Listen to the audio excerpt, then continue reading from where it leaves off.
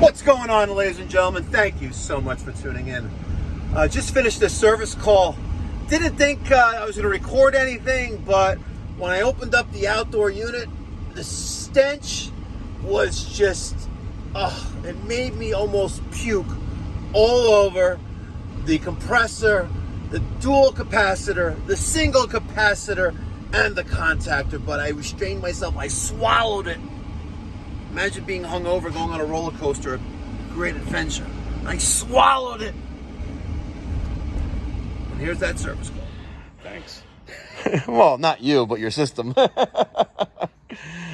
right, you know, it's funny. We were just talking about the dead mice that are in this guy's property. There's a dead mouse there, all the mice pooping. And then I said, you know, this is Garden City. You also get rabbits. And sure enough, there's a rabbit right there. But we got these Lennox R22 systems, probably 2-3 tons, and just took off the access cover. And yeah, not looking too good here. They've been eating. Let's see, is there going to be a nest in there? Yeah, there is. There we go. Aw, yeah, looks like you're dead, buddy. Yeah, you lived a good life.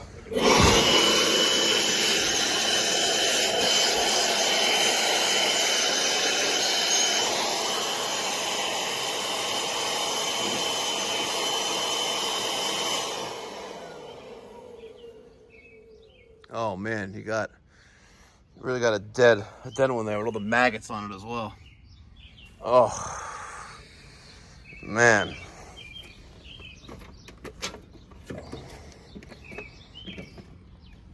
Oh. All right, use some cleaning chemical to disinfect everything. Sprayed everything down, even the electrical compartment down there. Got some water going, rinsed everything off. Used the blower to dry off my contactor, the capacitor, that capacitor, which was sitting in probably capacitor juice. We'll take that apart and check that out, but looks like the maggots are gone or dead, and much better than it was when we first got here. So 20 minutes later, kind of clean. All right, so my dual 50/5, actually 7.5, that was being utilized just for Herm, which is our hermetically sealed compressor. It needs 50, and it was reading like 47, so slightly under. But this one, you know, is kaput, leaking the oils onto the unit. It's a 7.5. So I'm using this, I replaced the two singles, well, with a dual, and the single with just a single dual. And this is a 50/7.5. Now, I have the red wire, which went to common, just like the old one did.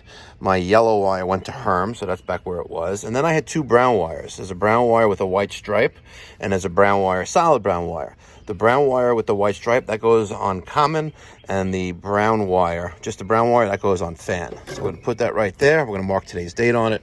That way the next guy knows that, hey, you know what? This capacitor was replaced on this day, and it's good. All right, so I just had the homeowner turn on both thermostats, set them both to 60.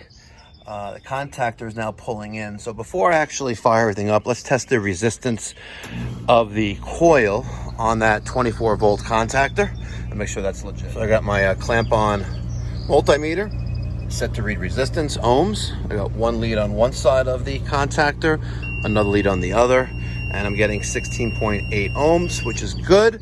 We like to be in the teens, so that the resistance on that 24-volt coil is within specifications. Let's put this back together carefully, right, without having to touch metal, because then we'll be up in the attic replacing a fuse if I were to touch this to ground or this to each other.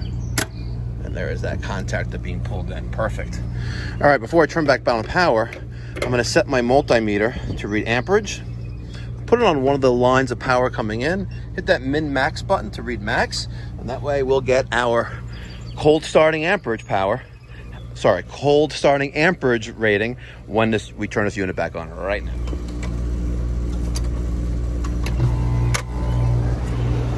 Okay. We had a peak of 69.9. That's good. And right now we're running at 10.2 on L1, 10.3 on 2. Let's go to our capacitor, to our Herm at 7. And let's just check our fan. 0.5, 0.6, 0.7, 0.8. All right, like to be under 1 for this kind of condenser fan motor on this Lennox. It's got a little bit of a wobble there, as you can see. They never cut down that shaft. See that? They never cut down that shaft. Huh, I wonder if the other one has the same thing. Let's see. Yeah. So now that the unit is running, we want the system to stabilize, let it run for a few minutes. Because our compressor compartment is isolated from the rest of the condenser, right? So that air, if there's no shroud there, the air that would normally be going entirely through the condensing coil would be going through here. So we really wouldn't get a good read of our temperatures and pressures. Feeling the air on top of it, warmish. Feeling the air on top of this one, significantly warmer. Let's get our digital psychrometer and I'll get you some readings of temperature. 70.8 with 80% relative humidity.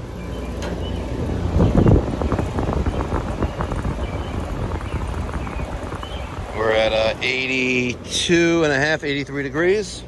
Discharge temperature.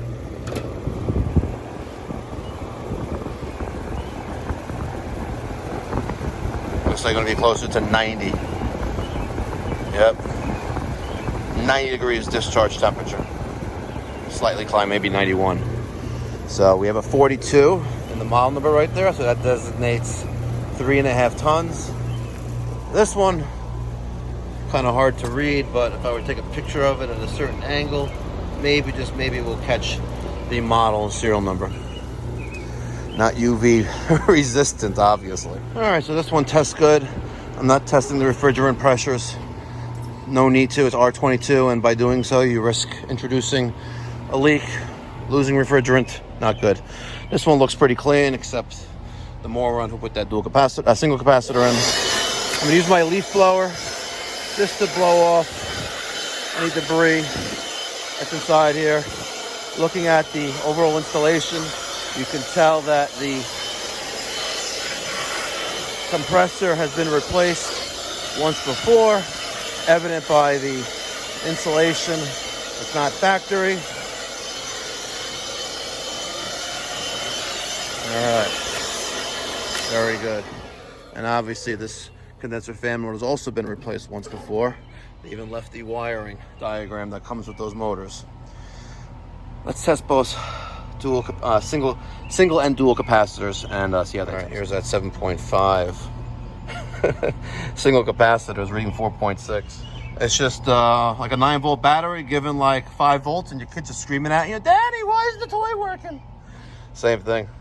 So this should be 7.5. It's reading 4.6. We'll test this just for shits and giggles. And here's that 50/5, only being used for Herm, and we're getting 33.7. So take both of these and equal 1. All right, ladies and gentlemen, thank you so much for tuning in.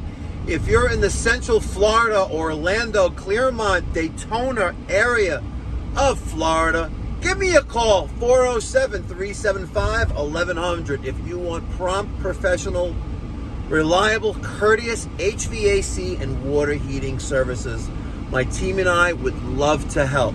You can also save time and book online at orlandopipedoctor.com. Thank you again for tuning in. Make sure you smash that thumbs up button. Show some love. And if you haven't done so already, consider subscribing. There's no cost or obligation. It really helps not only just the YouTube channel, but the company as well. Thank you again, guys.